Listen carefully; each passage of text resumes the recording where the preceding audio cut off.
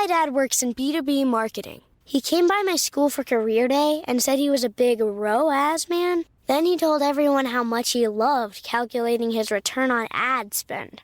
My friends still laugh at me to this day.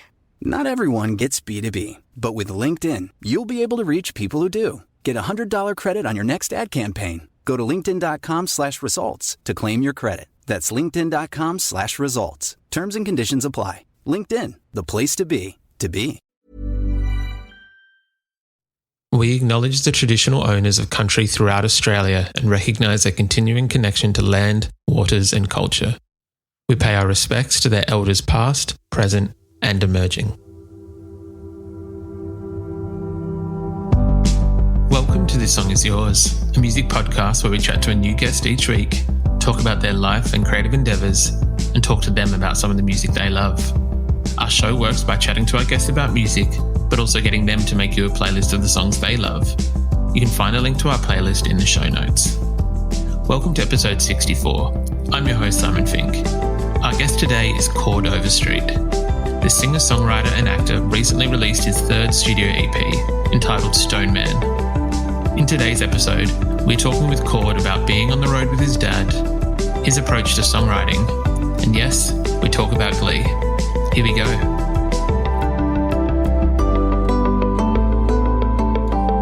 Our guest today is a singer-songwriter and actor based in California.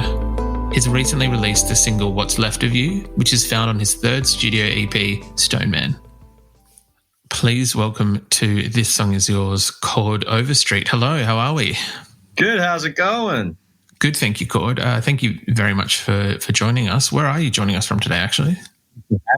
I'm actually in Los Angeles. Beautiful. I know that you were spending a little bit of time in, I think you're in Mexico recently. Is that right? I was in Mexico for 3 months filming a project down there, and got back almost 2 weeks ago now. Yeah, right. How was it? Good, humid, hot, but fun. Got some good stuff. I actually did some ADR for it today and got to see some stuff. So it looks really fun, and it's going to be. I think it's going to be a good show. So that's very exciting, and also very jealous. It's very cold here in Australia at the moment. It's our winter, so I'm very jealous of the beautiful weather you've been having in Mexico. Congratulations on Stone Man, the EP. Thank you very much. It is the third studio EP that we've received from you. How long have these songs been in the works? I probably started a lot of them in March of 2020, maybe. So probably I guess a year. Yeah. A lot of. I started working on a week before the shutdown, and then a couple more after.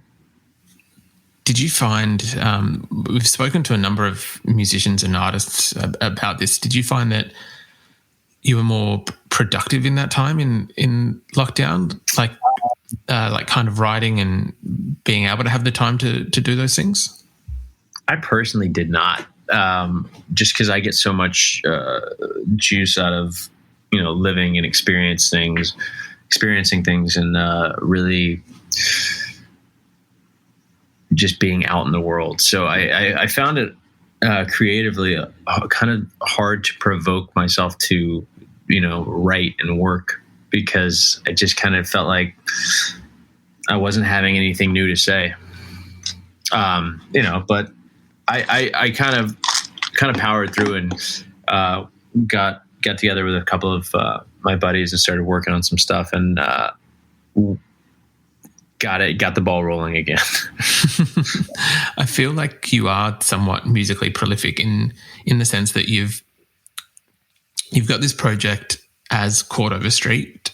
You've also got the project of Just Overstreet, which is somewhat different musically. Mm-hmm. When you sit down and you're writing songs, you're getting into that headspace.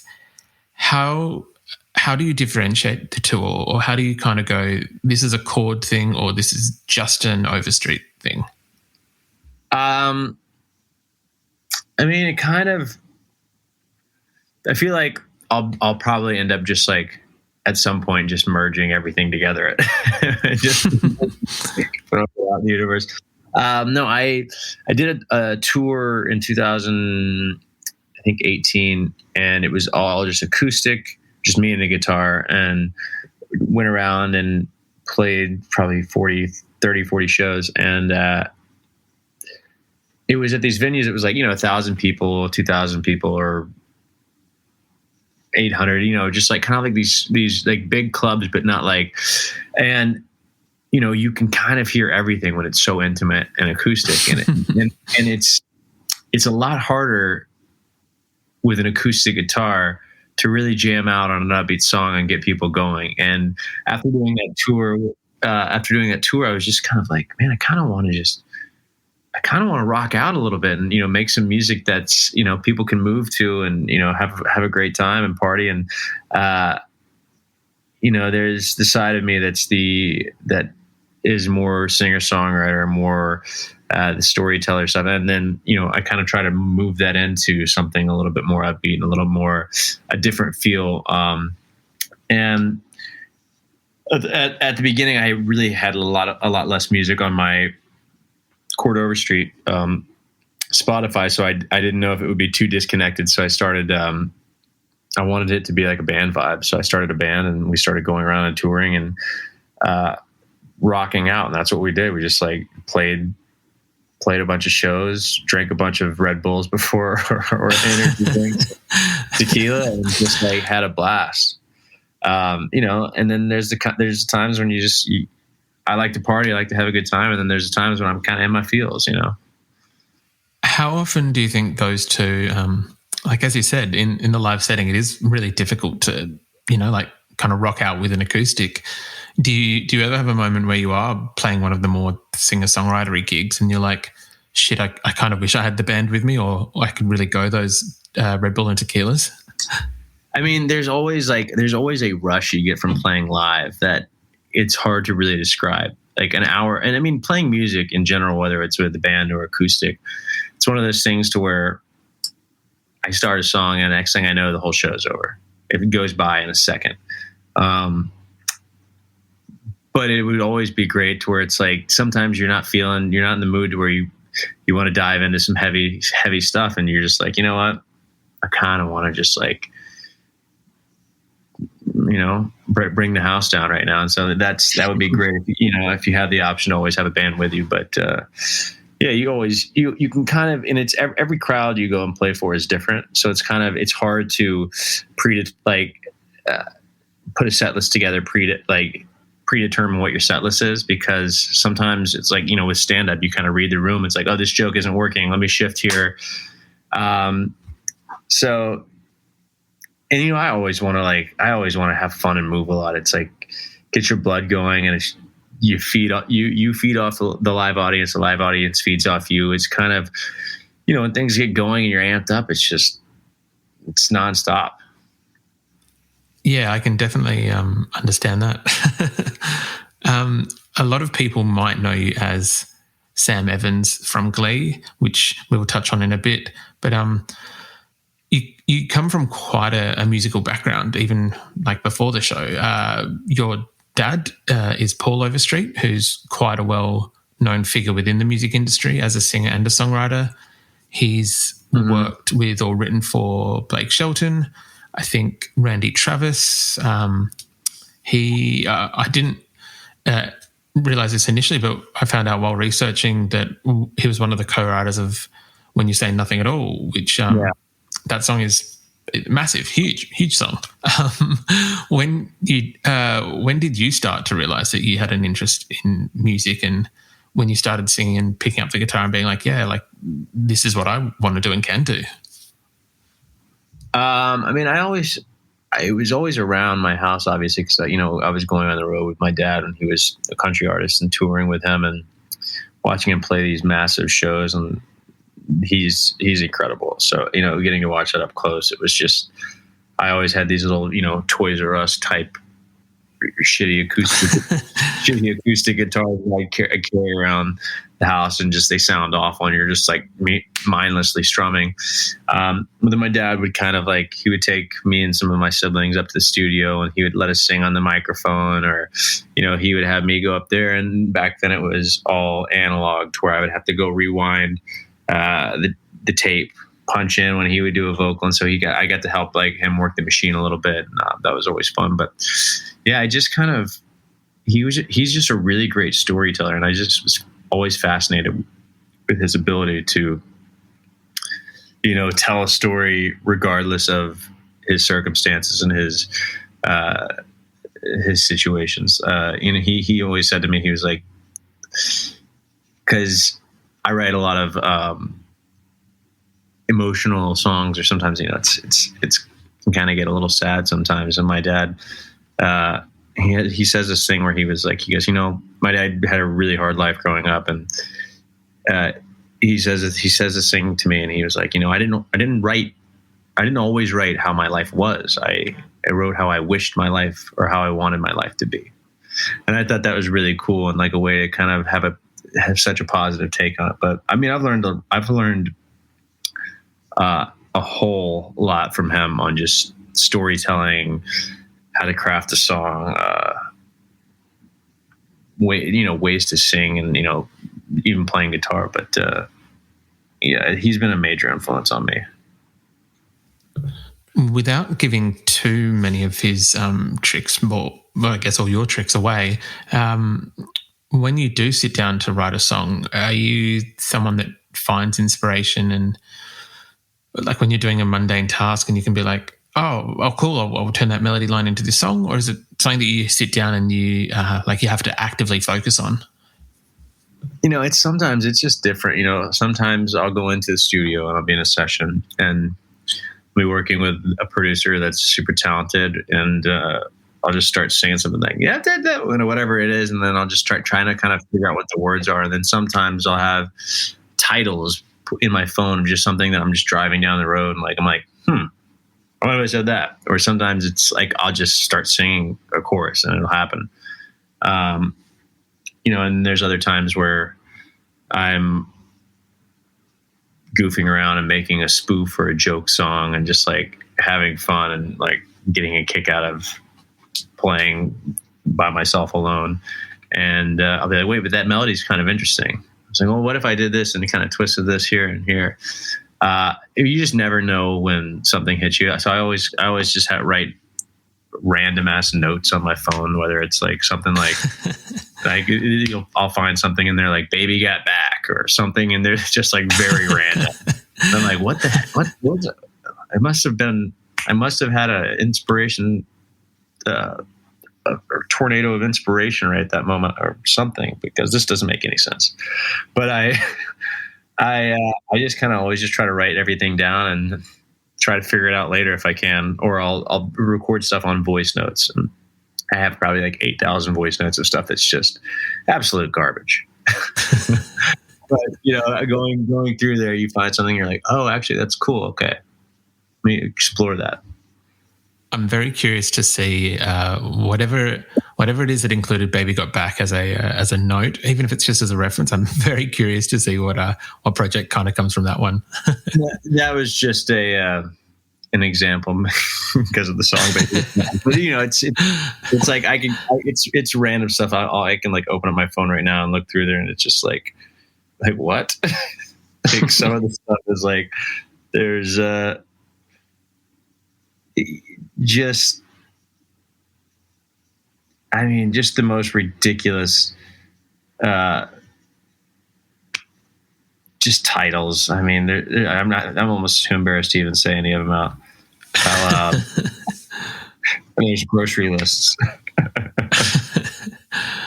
Look, we won't make you read any of them out loud. No, I might get in trouble because a lot of them are so inappropriate spoof type songs. That's a very different project. That's not Chord Overstreet. That might be a pseudonym project. It's Truck Stop Bobby. That's what we're calling it. I look forward to that album as well.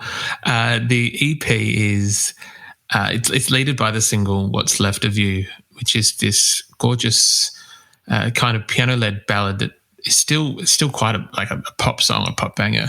Where did the catalyst for this song kind of come from? We had been writing I was in Nashville writing with Emily Wiseman at the time, and I think we were going over some production stuff, and nothing was hitting. And I kind of just sat down at the piano. I was like,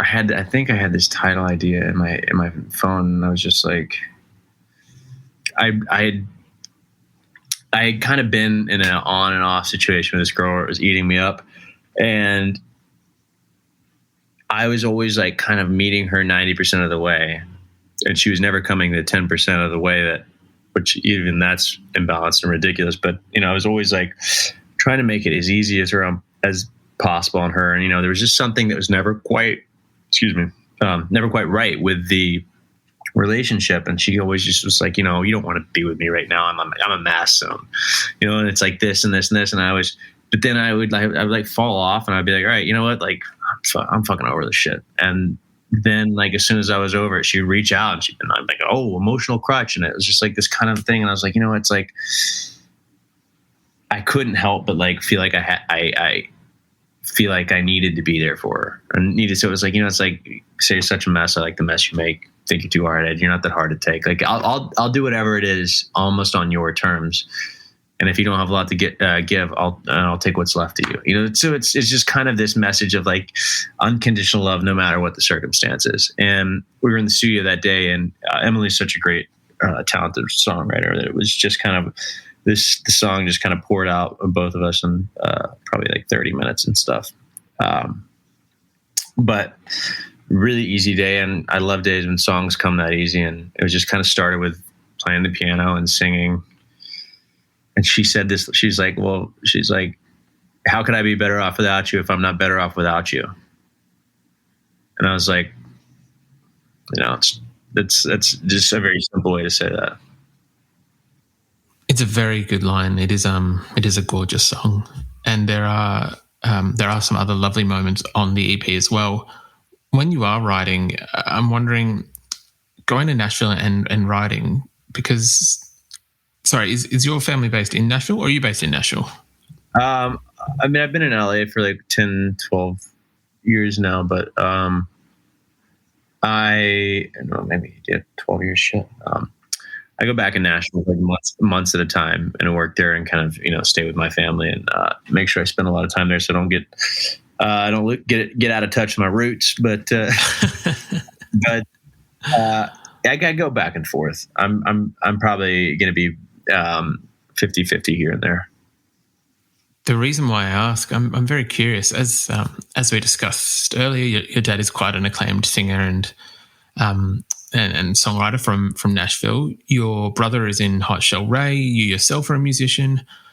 I didn't realize. I think from an outsider's perspective, Nashville is quite a musical city. In 2017, I think I spent a week or so in Nashville, and it really is like the music hub for America and for songwriters. There's just like an incredible kind of, like, you go into one bar and there's an open mic, and then two doors down there's another bar. And everybody sings, everybody writes, everybody can't sing. It's like everybody comes there to do that, and they're exactly. They're all really talented, which is crazy. It's like you go into anybody's house and you'll just see guitars hanging up on the wall, or, you have a party and it'll usually turn into everybody playing music that they've written for each other. It's just kind of, it's a very creative town, and the city is so energetic and alive. It's a really exciting place, and it's definitely a different place than I grew up. When I grew up, everything was moving really slow, and, the best restaurant in town was probably the Wendy's. Or the Sonic drive-ins. It was like there was none of what's out there now. And like every time I come back, there's like 8 more cranes in the sky and hundreds and hundreds and hundreds of thousands of people moving there. It's just nuts. I was going to ask, but I think that you might have already answered the question. With Nashville, whether you think you would be in the same position, like musically, if you hadn't been in Nashville, but from what you said, I think it might not be the case. If I had been in Nashville? Yeah.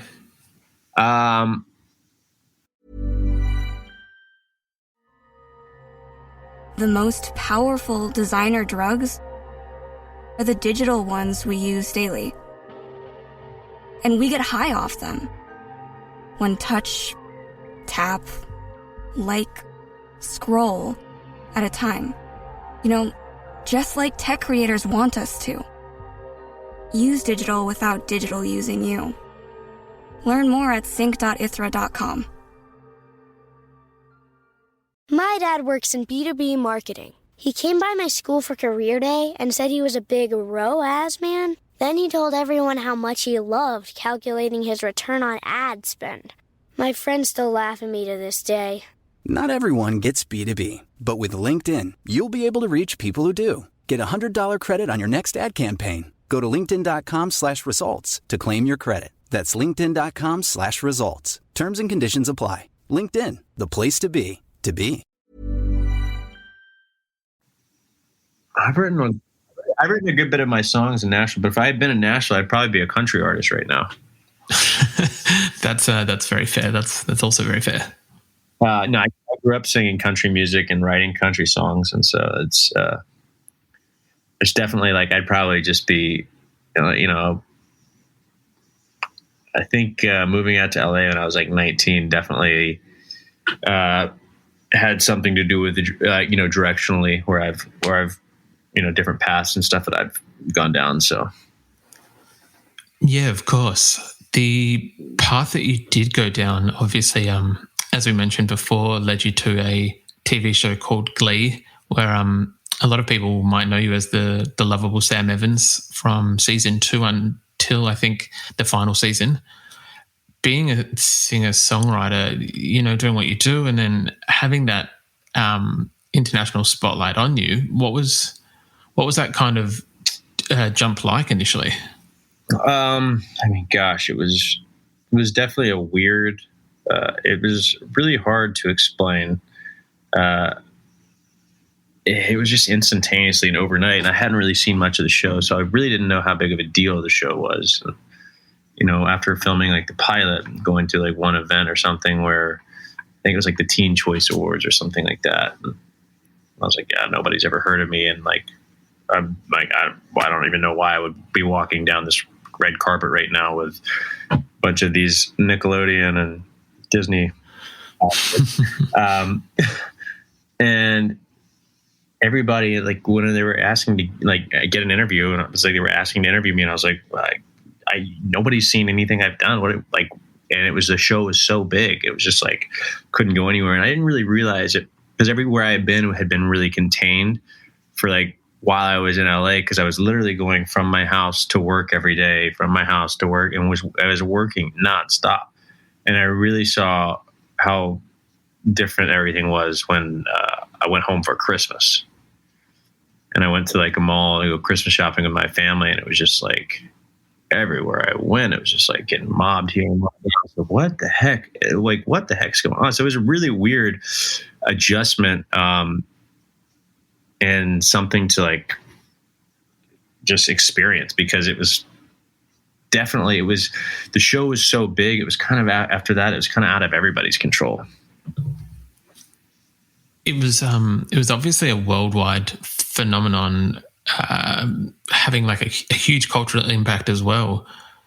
Have you found that being a musician, because, and I also realize the irony in me asking this just after asking you about Glee, but have you found that it's been a good thing to then try and continue your music career, or has it been a thing that you have to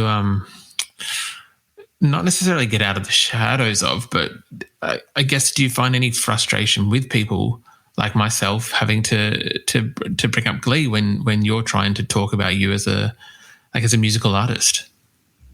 No, I don't really. I think it's part of your story. Whatever happens, happens, and it's I don't really I don't look back on anything and be like, I'm not wanting to talk about it or not want to bring stuff up, and only wanting to be it's it's part of your story, whatever your story is, and it's whatever whatever road led you to exactly where you are. It's just that's what happened. That's how it happened. There's no ifs, ands, or buts. I mean, I could be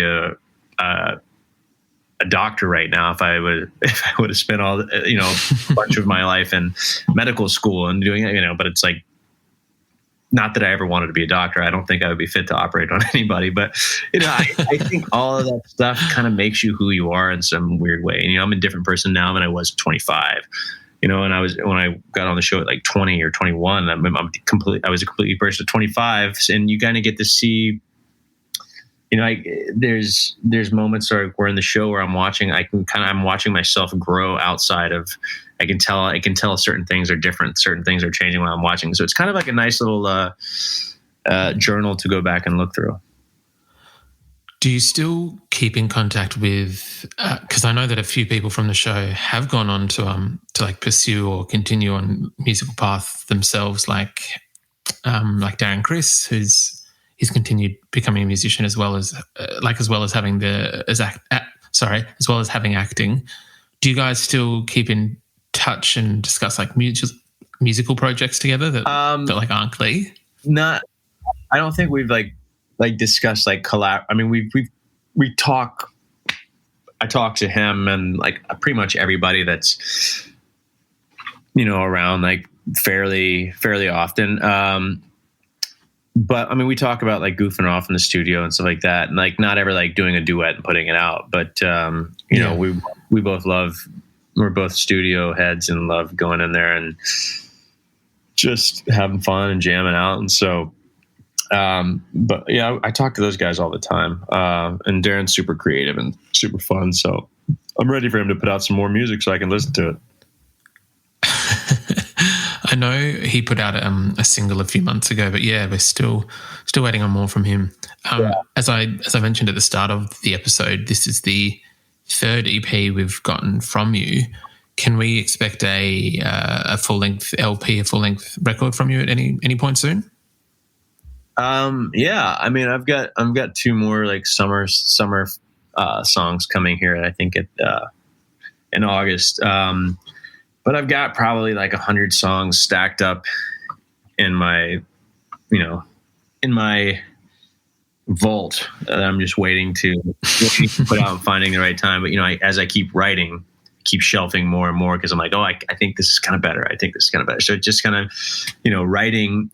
There's definitely an aging process to some of the stuff that I write. I can hear like, I can hear how young I was here in some of these lyrics, or I can hear how little I know, but I think I know a lot in some of these other songs. I can hear, your voice changes slightly, and there's all sorts of different things. Or like I'm stylistically into this kind of stuff. Oh, now I'm kind of like into this kind of stuff. So you can hear it all. So trying to find a really great producer that can, sift through some of that stuff and see what makes sense now. I think is probably the next step. But I always try to beat everything that I have with new songs as much as possible. And then there'll be the songs that I just can't stop. There's something about them that just like, I don't know, this is different. Like 4 years later, 3 years later, 5 years later, I'm still weirdly attached to this song. Maybe I should put this out. So there's stuff like that. And I've kind of been, I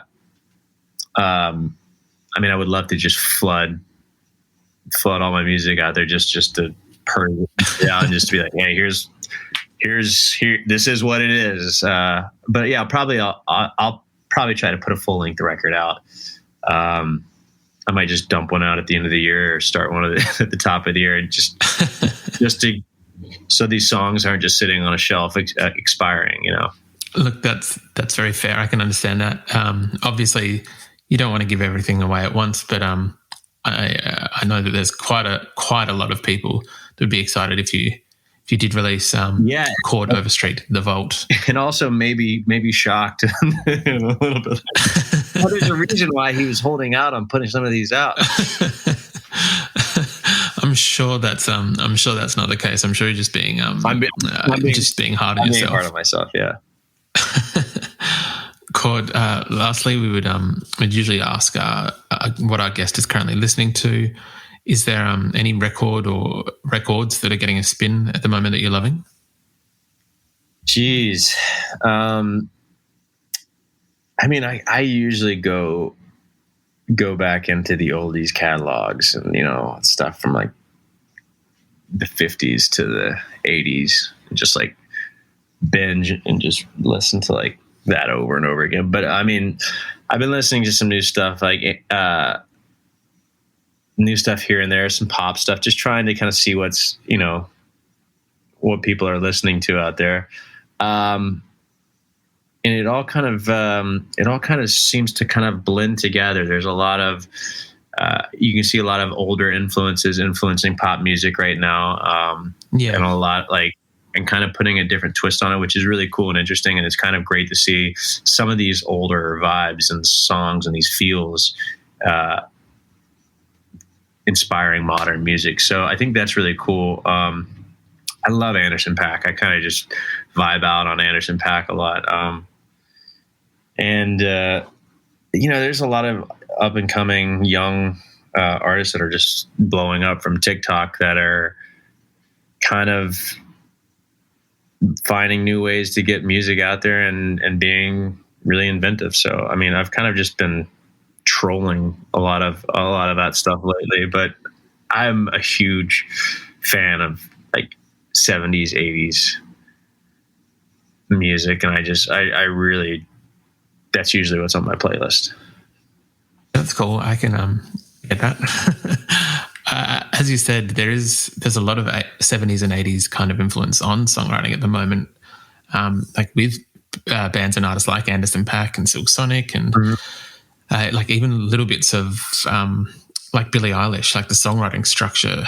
Her songwriting structure is very like 70s and 80s almost. Yeah, and you see some stuff like Harry Styles. Like there's like some there's like disco feels kind of coming back. You know, Dua Lipa is kind of doing it. Harry Styles, The Weeknd kind of does a little. He's like kind of has nods at like 80s stuff, and like you can see there just with a bunch of different artists. Like, all right, I'm going to try to do what this artist was doing with a little bit of a modern twist. You know, and I think music's kind of similar to fashion in that sense. You know, it's like right now it's like, oh, well, the 90s are kind of back. It's baggy t-shirts and like, you know, baggy clothes everywhere. And then it's like, oh, bell bottoms are in the 90s, you know, or like late 90s. And it's like to 2000s. It was like, you know, I think everything kind of recycles.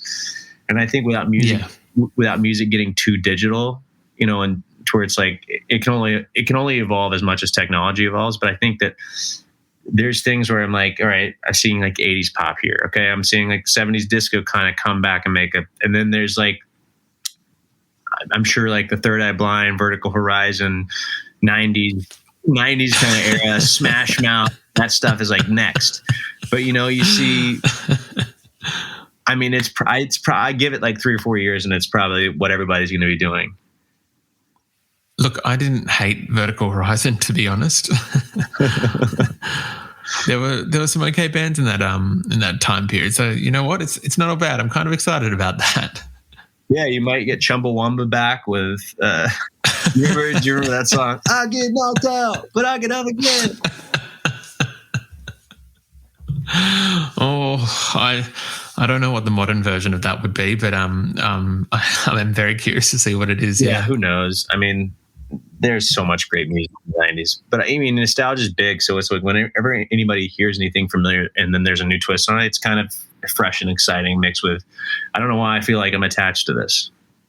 Exactly. It's the whole, like, I recognize it, but it's new. So it makes it easier to like jump to it or attach to it, as you said. Yeah. And that's like a great song. Like, and that's the thing is like a great song, you can put any kind of production you want to it. It's a great song. You know, if it's great on the acoustic guitar, you can always kind of try to go where the trends go. But I think it's like broken down. That's like my favorite thing when it's acoustic and a vocal. It's like the story is what you respond to. Exactly. I would agree with that. It can be like a massive pop hit, but if the foundation isn't strong enough, then you've got just kind of... Yeah, and then, you know, it's like you have a song that people respond to and that's just great, and that's just like a really genuine message. When people hear it, they have an emotional attachment to it and they want to listen to it, you know, hopefully for the rest of their lives here and there. And, you know, it's not dated by production. You know, it feels timeless. Exactly.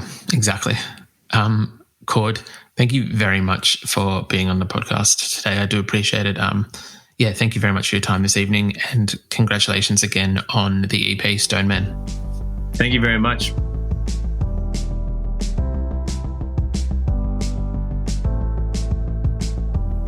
And that's our show. A massive thank you to Chord for his time. Stone Man is out now, and we've left links in the show notes if you want to buy or stream the EP. We also want to give a huge shout out to Patrick at Revelator Management for helping out with today's interview. You can find a link to our Spotify playlist in the show notes, where you'll be able to listen to all of our guests' picks. If you like this show, please subscribe wherever you get your pods and stay up to date when new episodes are released. We release new shows each Thursday and Friday morning, with guest playlists streaming on Spotify at the same time. You can follow the playlist profile on Spotify. You can follow us on Instagram, Facebook, and TikTok. Until next week, cheers.